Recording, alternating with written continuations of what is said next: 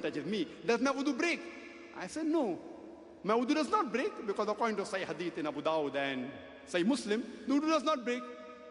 So therefore, I am a Pakka Shafi.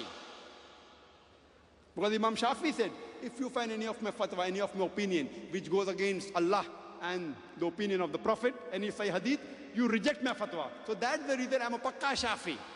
The other Shafi, they are 60% Shafi, 70%, 80%, not Pakka, not 100%. I am 100% Shafi.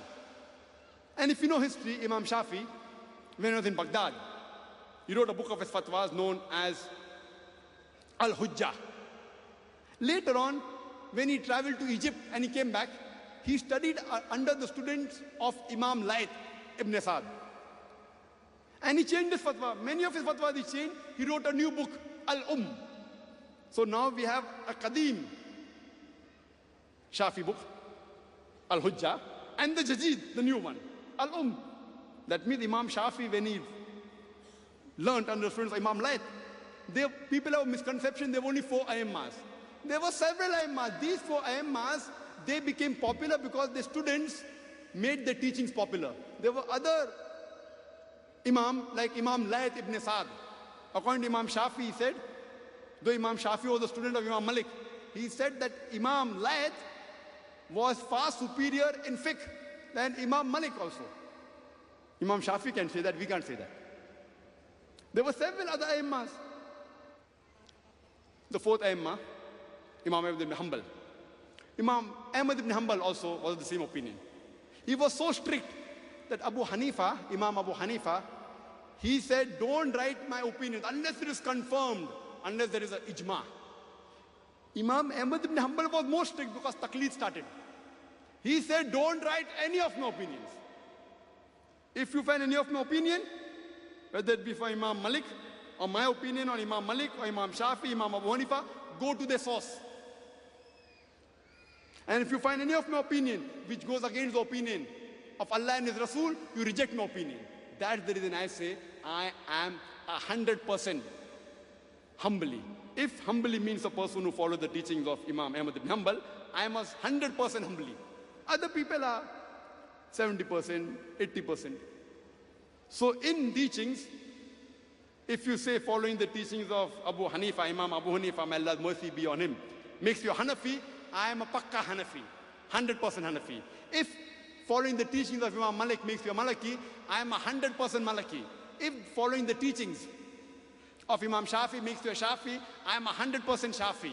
If following the teachings of Imam Ahmad ibn Hanbal makes you a Hanbali, I am 100% 100% Hanbali. Because all these 4 great Aimmas said, if you find any of my fatwa which goes against Allah and His Rasul, you throw my fatwa on the wall. See, all the madhabs of all these 4 great Aimmas was what? What is the meaning of madhab? Madhab means way of going or time of going. Another word for madhab is sunnah. Even sunnah means way. Sunnah of the Prophet means way of the Prophet. So all the madhabs of all these 4 Aimmas was the madhab of the Rasul. All the Aimmas said, if you find a Sahih Hadith, you reject my opinion. That means all the 4 Aimmas, their madhab was the madhab of the Rasul. Simple. The way of the Rasul. Imam Abu Hanifa, may Allah be pleased with him, may Allah's mercy be on him, he never came to start a new Hanafi madhab. Imam Malik never came to start a new Maliki madhab. Imam Shafi never came to start a Shafi madhab. Imam Ahmad ibn Hanbal never came to start a new Hanbali madhab. All of them followed the madhab of the Rasul. Like how the Christians misunderstand Jesus Christ, peace be upon him, never came to teach Christianity. He came to teach Islam.